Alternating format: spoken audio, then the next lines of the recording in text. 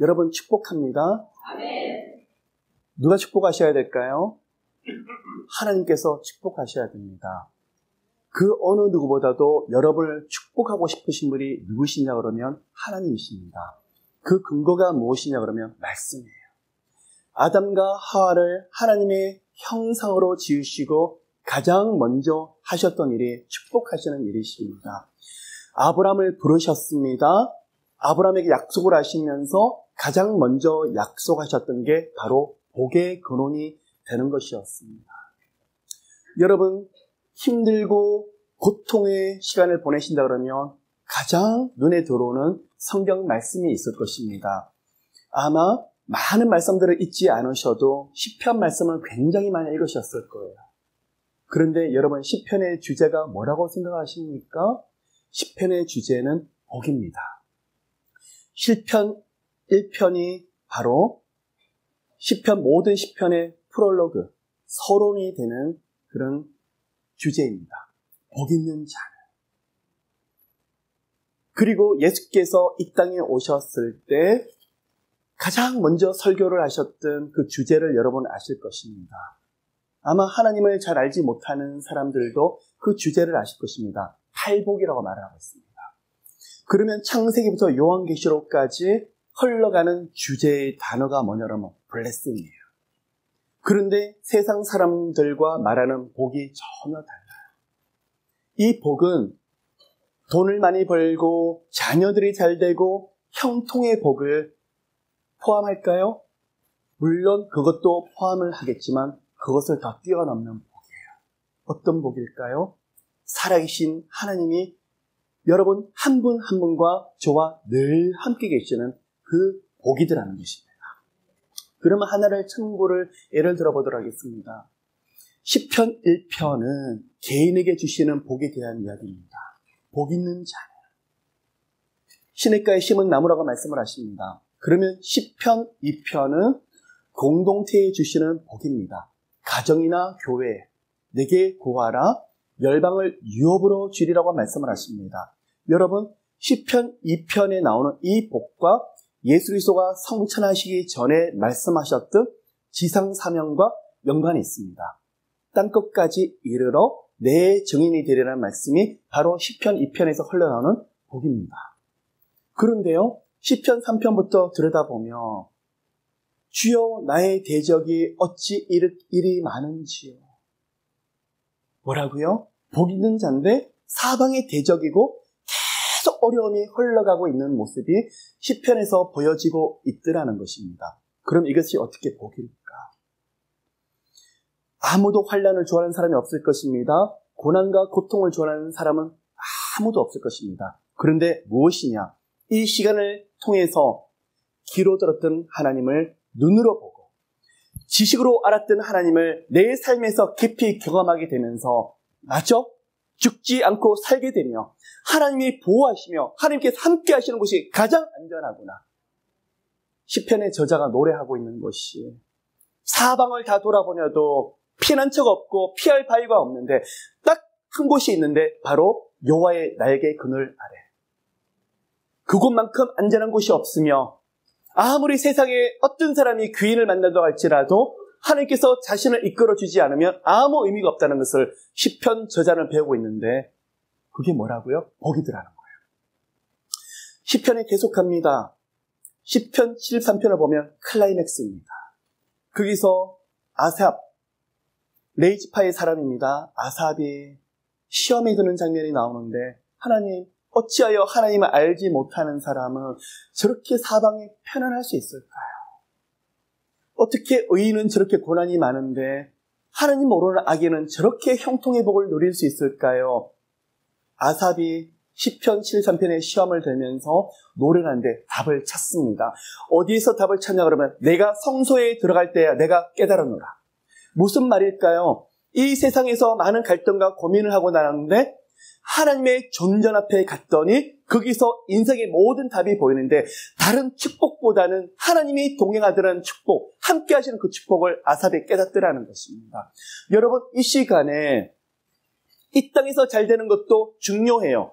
그런데 더 중요한 복이 무엇이냐 그러면 하나님을 알아나가는 법. 맞아, 오늘 내가 어떤 문제가 있더라도 하나님이 다 알고 계시지, 다 듣고 계시지, 보고 계시지. 내게는 답이 없을지라도 하나님께서는 답이 있어.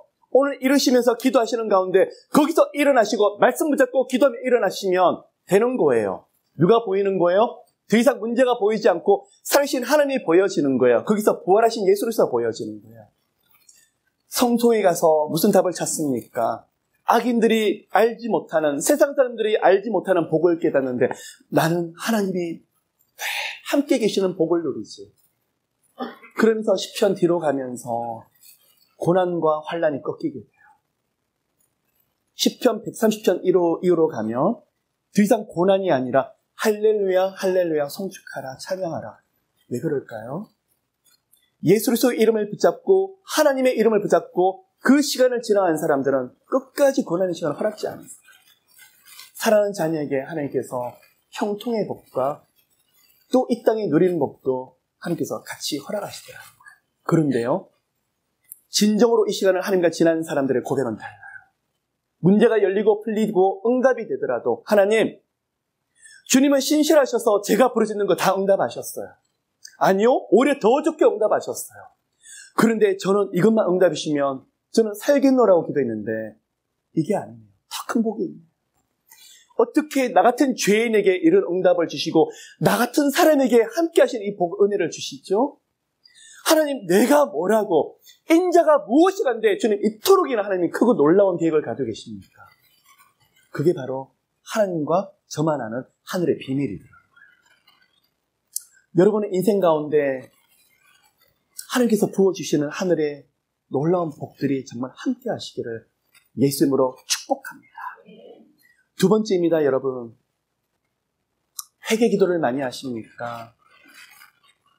교회에 앉자마자 가셔서 기도하시면서 주여, 이 죽을 죄인을, 그리고 일주일 동안 세상에서 살고 왔는 이 죄인을 용서해 주시옵시고, 그리고 제가 이웃에게 사랑하지 못했던 거, 품지 못했던 걸 용서해 주시옵시고, 어떤 분들은 그렇게 기도하시고, 하나님, 이번 주 제가 그렇게 드라마를 안 본다고 그랬는데 드라마만 씩 보다 왔습니다. 그렇게 하시는 분이 계시고, 또 어떤 분들은 하나님, 제가 쇼핑몰에 가 살다가 또 모처럼 이렇게 왔는데 너무 죄송합니다. 그렇게 보면 각자의 회개 기도에 보면 하나님 앞에 내놓는 부분들이 있습니다. 그것도 회개일 것입니다. 근데 여러분, 회개는요, 내가 말을 이렇게 했어요, 행동을 이렇게 했어요, 삶을 이렇게 살았어요, 그 부분에 대해서도 성령께서 인도하시면 회개가 필요하지만 가장 큰 회개는 하나님을 깊이 사랑하지 못하는 거예요. 내가 하나님을 진정으로 사랑하지 못했고 내 마음으로 온전하게 드리지 못하는 것을, 그것을 돌이키는 것이 바로 회개예요. 말과 행동, 삶은 그 안에 다 포함돼요. 하나님, 그 어떤 일을 하는데 내 마음을 어느 정도 드렸을까? 내가 하나님을 어느 정도 사랑할까? 그런데요, 주님께서 기뻐하시는 회개는, 성에서 인도하시는 회개는 회개하는데 기쁨이 있어요. 왜 그럴까요? 여러분 마찬가지 아니세요? 어떨 때 아들과 딸이 엄마 아빠 마음을 아프게 하는데 그냥 와서 엄마 사랑해요, 아빠 너무너무 미안해요, 나 때문에 마음고생 많았죠. 그때 다른 말 필요 없어요. 꼭 안아주고 싶지 않던가요?